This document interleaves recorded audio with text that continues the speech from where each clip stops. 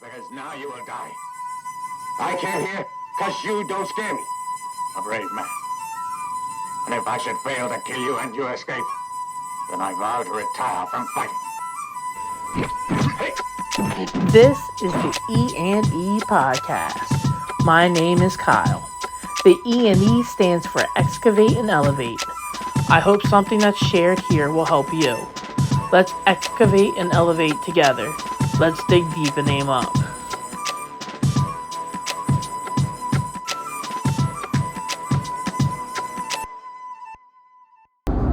The problem is we no longer read to understand.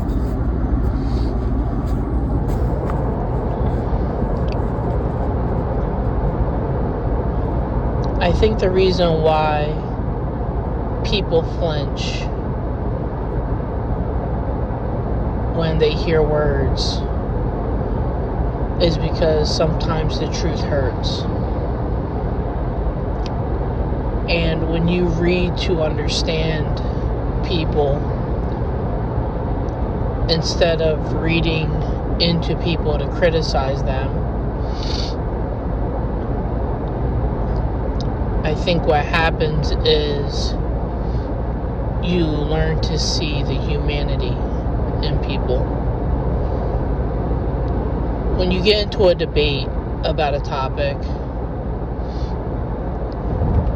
like ones in religion or ones in politics,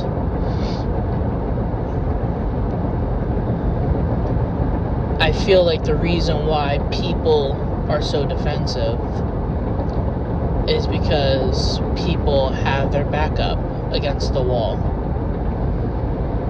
Because words can hurt, and words are often weaponized.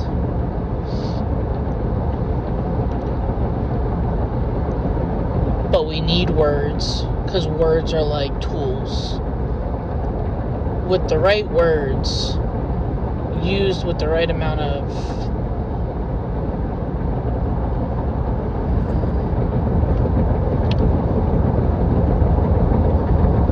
words used with the right dexterity,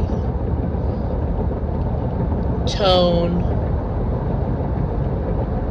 and motive often have lockpick type ways of opening hearts.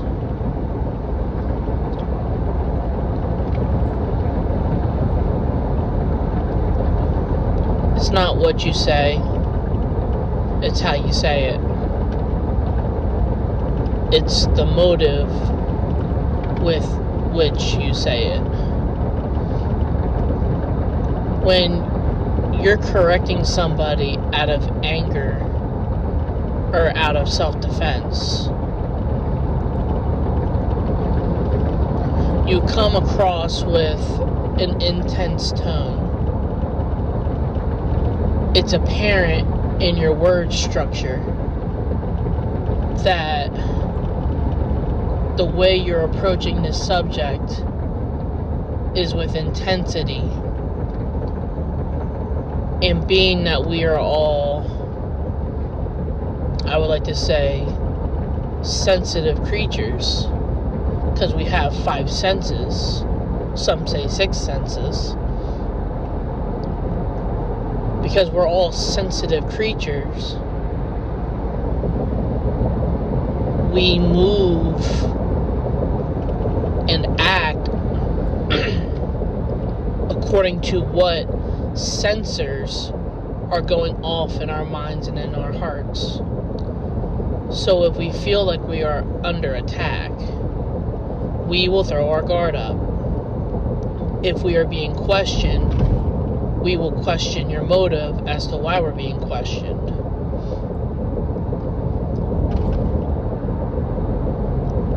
I think we're often questioning each other because deep down we really want to understand. But when the person opposed to us says something that is true or says something that challenges our fundamental beliefs or our fundamental ideals, we flinch at the idea that we are wrong. And it doesn't feel like we flinch because we don't want to be wrong. Perhaps there's some of that too. But it also feels like we flinch because being wrong may mean negative consequences. Again, we flinch or we throw our guard up when we feel like we are being challenged. And I think we are used to people hurting us with words and not using those words for helpful or healing purposes.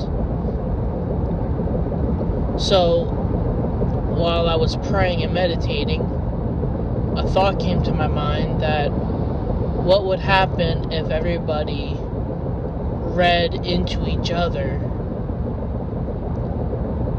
like a book? And we didn't read this book to criticize, but we read this book to understand. What if every conversation where questions were asked, what if these questions were asked curiously instead of critically?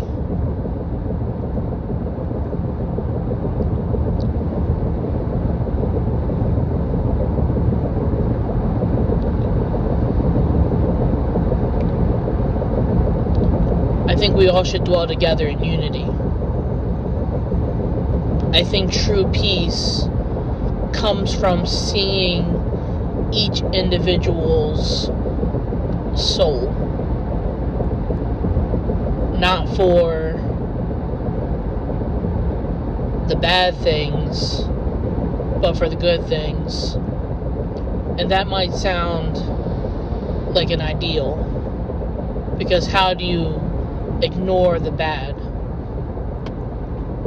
In certain cases, you do have to lock away or punish the criminal. I'm not saying to not hold up a sense of justice, but in many cases,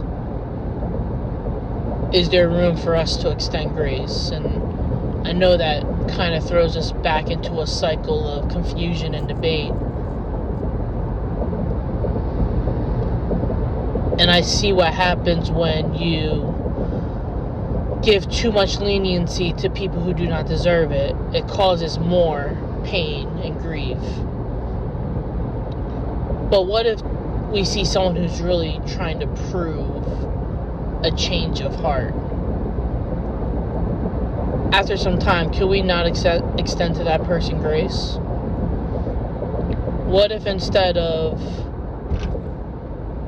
judging that person and assuming that person will never change, or assuming that person's mindset is wrong,